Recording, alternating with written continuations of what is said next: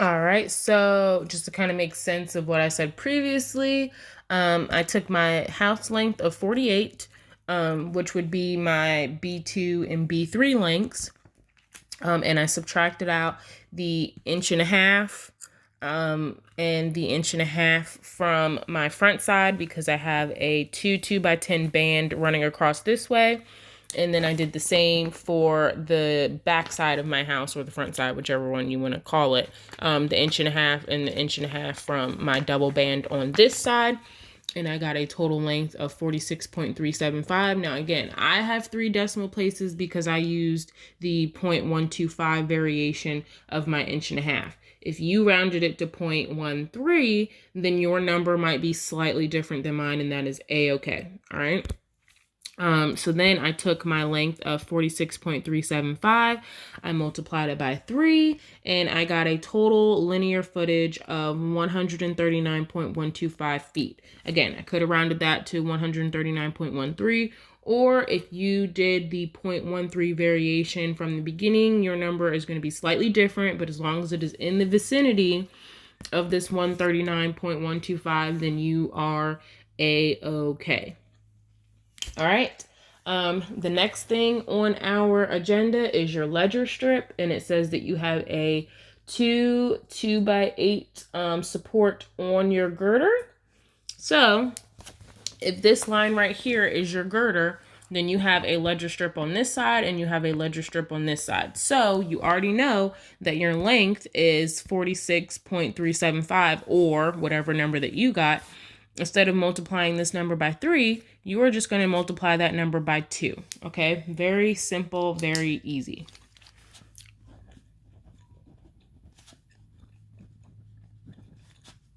Again, I'm only using the sheet of paper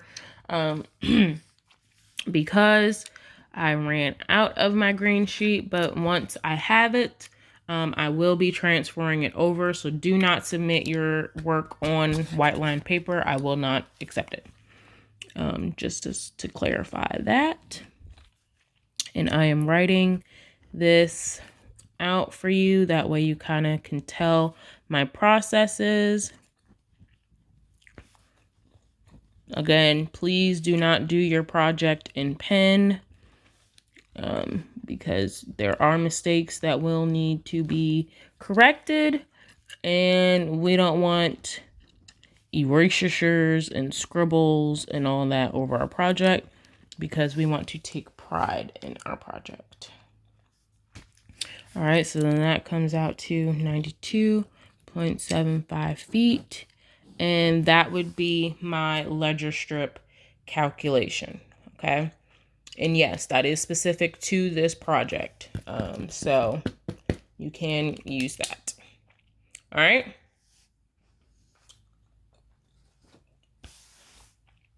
Moving on. The next thing on your agenda is your joists. You have 2 by 10 by 14 floor joists on your project. Okay, and it says it right here. You have 2 by 10 floor joist, 16 inches on center. It does not give you a length. However, we are giving you the length of 14 feet because that's just what we purchase when we do our PCC houses because of how it works out. So for the instructions on this, it says take the length that you received for your built-up girder, okay, and divide it by 16 inches on center, or the 1.33. Then subtract 1 for the band at the end. Once you receive your answer, multiply it by 2 to get your total to get your total for your joist on both sides. Okay, so once you do your calculation, you take your girder length, okay, and you divide it by the 16 inches on center, and then you subtract the 1 for the band on one side. Then you're going to multiply that by 2 to get this side, or vice versa, whichever way that you plan on doing it. Either way, it doesn't matter. And I'm going to kind of show you what that looks like on paper, okay? So bear with me. All right, so this is what my joist calculation kind of looks like. I have 46.375 feet, which was the same thing as my built-up girder and my ledger strip. I divided it by the 1.33 feet, which was 16 inches in decimal feet. And I got a total of 34.87. Then I had to subtract 1 for the band on the end. And it came out to 33.87. And I rounded that up to 34.00 pieces. I took my 34.00 pieces, multiplied by 2 to get the opposite end, and I got 68.00 pieces, okay, for my joist, for my Floyd joist. Now, the next thing on your agenda is your double joist, okay? And for your double joist, it literally says just count from plans because it is specified on your foundation plan by the abbreviation DJ for how many double joists you have. So you have 1, 2, 3, 4, 5, 6, 7, 8. According to your foundation plan, you have 8 double joists, okay? So you would have 8 double joists and 16 pieces, all right? Very simple, very easy. That's just going to roll right into your joist hangers, okay? So if you have 68 joists, and of those 68 joists, 8 of them are double joists, then you would just need, in order to calculate for your single joist hangers,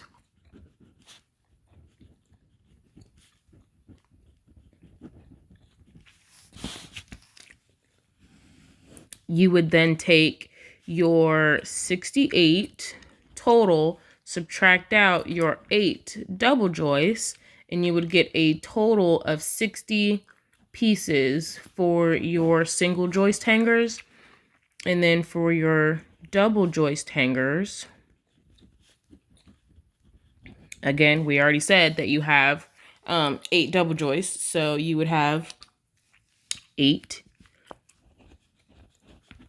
pieces. Okay, very simple, very easy.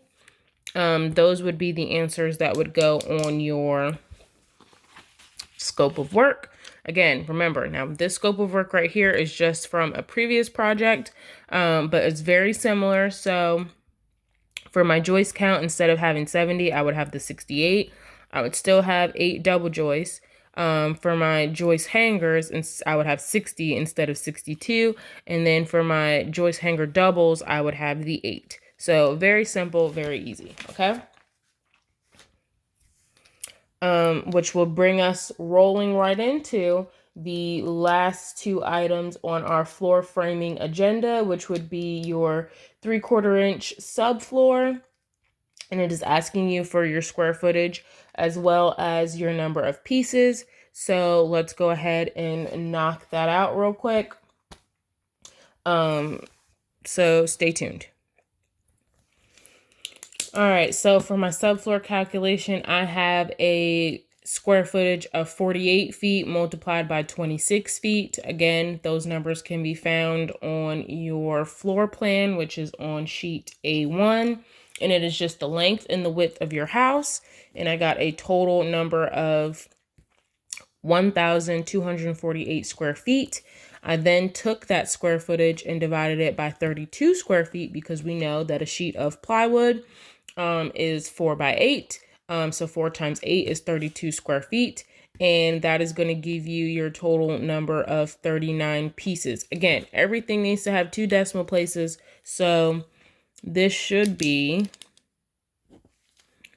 1248.00 square feet divided by 32.00 square feet. And then these should be 0.00 and 0.00 for my pieces. Even we make mistakes as instructors. So that pretty much takes you through your floor framing first portion of your Division A Wood, Plastics, and Composites takeoff. I hope that that was very simple, very easy, very informative. Again, I got all of my information using my scope of work takeoff. as well as using my typical wall section found on sheet A2, my foundation plan that was found on sheet A3, as well as verifying my dimensions and my colors and my numbers from my floor plan, which is found on sheet A1. I hope that you guys enjoyed this video. I hope that it was very informative, and I look forward to seeing you soon.